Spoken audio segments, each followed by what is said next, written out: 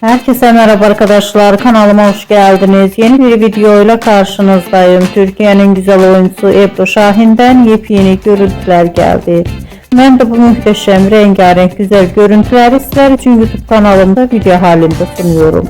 Umarım beğenirsiniz. Arkadaşlar, videomu beğendiyseniz kanalımı izlemeyi ve bildirim butonuna basmayı unutmayın.